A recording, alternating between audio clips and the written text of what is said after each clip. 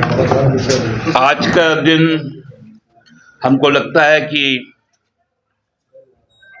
एक बड़ी तारीख है।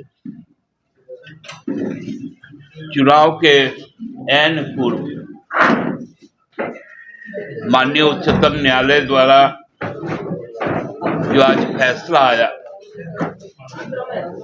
इलेक्टोरल बॉन्ड को लेकर, और उस पूरी तरह से काले को सफेद करने का जो भारतीय जनता पार्टी की योजना थी, उसको असंवैधानिक करार करते हुए निरस्त किया गया। 2014 में जब सरकार बनी तो उसके बाद उनका दायित्व केवल और केवल एक ही रहा कि पूंजीपति वर्ग के हितों की रक्षा कैसे हो। क्योंकि आप लोग देखे होंगे 2012 के बाद विशेषकर 13 में गुजरात के तत्कालीन मुख्यमंत्री पूरे देश में रोज भ्रमण करते थे, और भ्रमण के लिए उन्होंने एक उद्योग समूह का वाहन लिया था। उस उद्योग समूह का नाम अदानी था, और 2014 में निर्वाचित होने के बाद उनका पहला लक्ष्य था कि अदानी समूह, जो उस वक्त 10 बड़े उद्योग समूहों में सबसे नीचे था, उसको कैसे रातों रात विश्व के सबसे बड़े उद्योग समूहों के न केवल दौर में बल्कि सर्वोच्च 3 पदों में, 3 पायदान पर उनको रखा जाए। इसके लिए तत्कालीन वित्त मंत्री स्वर्गीय अरुण जेटली साहब, जो सुप्रीम कोर्ट के बहुत सीनियर लॉयर, कानूनविद हैं, उनको एक विशेष टास्क दिया गया कि भाजपा का पेट तो भरना ही है, लेकिन उससे भी पहली प्राथमिकता अदानी को देनी। 2017 में पार्लियामेंट में एक कानून पेश हुआ, बिल पेश हुआ इलेक्टोरल बॉन्ड का, और उसको इस तरह से पेश किया गया मानो कोई क्रांतिकारी काम।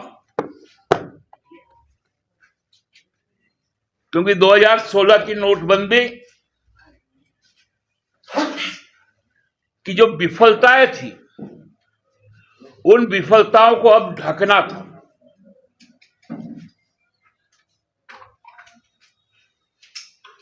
इसलिए कहा गया कि state bank of India election bond जारी करेगा।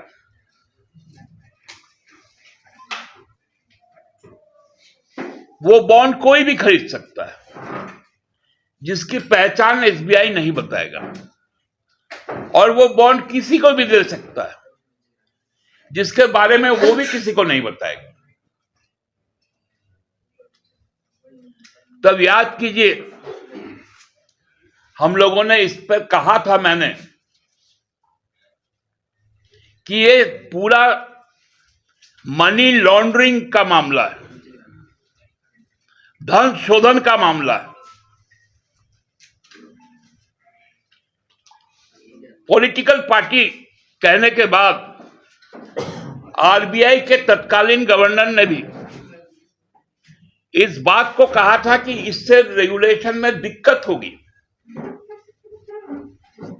तत्कालीन मुख्य चुनाव आयुक्त ने भी इसे अव्यावहारिक बताया था। और जब ये चैलेंज हुआ तो सुप्रीम कोर्ट की प्राथमिक टिप्पणी भी यही थी कि इससे पारदर्शिता समाप्त हो जाएगी। लेकिन हम तो हैं मस्तान, मेरे पास बाहू में है दम, लोकसभा में हमारी बहुमत, 2018 से इसको लागू कर दिया गया। पहले तिथि की गई कि 1 अप्रैल से होगा, कर्नाटका में चुनाव था, 1 महीने पहले ही कर दिया गया, मार्च में, फाइनेंशियल ईयर के बीच में ही। उसमें भी 10 दिन का एक्स्ट्रा ग्रेस दिया गया।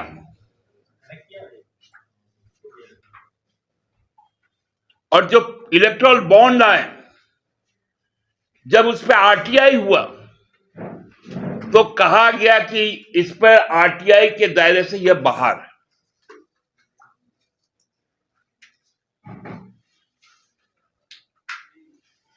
चोरी का सीना जोड़ी क्या होता है, वो भाजपा से कोई सीखे। तब से यह मामला लंबित था और आज संवैधानिक पीठ ने 5 जजों की न केवल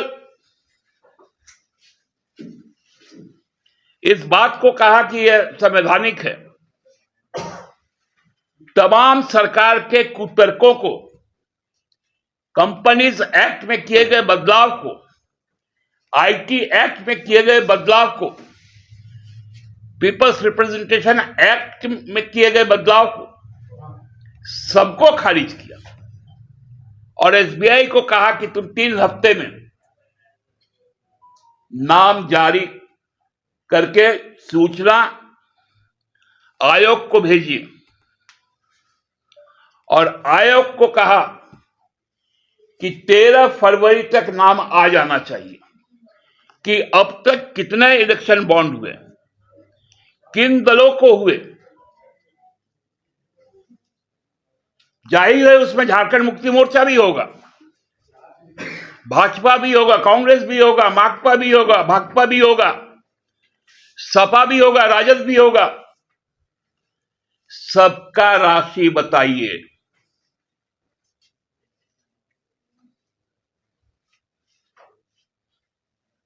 और हमको लगता है कि एक ऐतिहासिक फैसला है, क्योंकि जब चुनाव की अधिसूचना जारी होगी तो चुनाव आयोग बताएगा देश बेचने का काम किसने किया।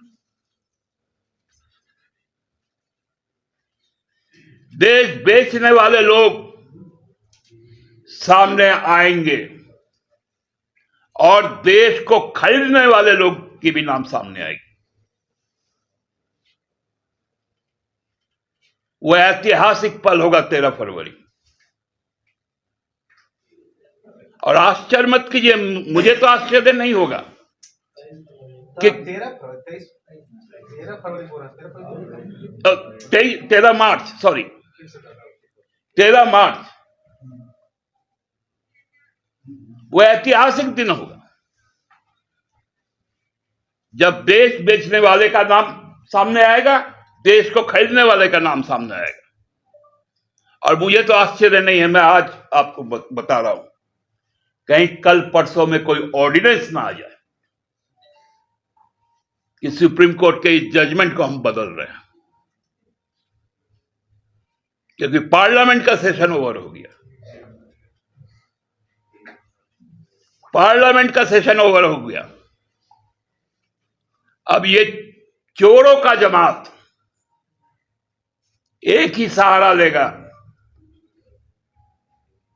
कि ऑर्डिनेंस लाओ, अध्यादेश लाओ और इस फैसले को खारिज करो।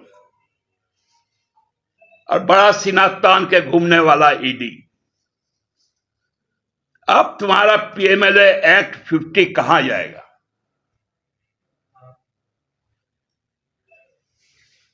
अब बताओ ईडी, एक बार तो अदानी को छोड़ा था पीएमएलए में, जब गुजरात का ऊर्जा विभाग का पैसा लौटाया था, अब आएगा ना अदानी, रहेगा ना रिमांड पर।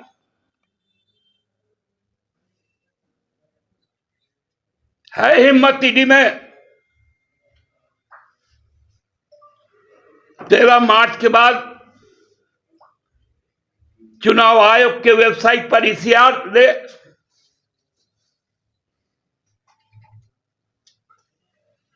और प्रधानमंत्री मोदी को, तत्कालीन राष्ट्रीय अध्यक्ष अमित शाह को, वर्तमान जो नड्डा जी है उनको, गौतम अडानी को डाले रिमांड पर। देखेंगे ईडी का कलेजा। अलग देश बना दिए हो पंजाब को। पंजाब का आदमी हरियाणा नहीं आ सकता, हरियाणा का आदमी दिल्ली नहीं आ सकता। अर्धसैनिक बलों से शेलिंग करवा रहे हो। एसएलआर से गोली चलवा रहे हो।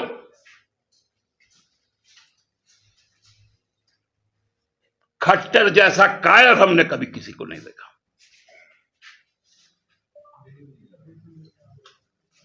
जो 1.5 किलोमीटर दूर से शेलिंग करवाता और अपने ही देश में ड्रोन से शेलिंग करवा रहा है। ऐसे बुज़दिल लोग हैं।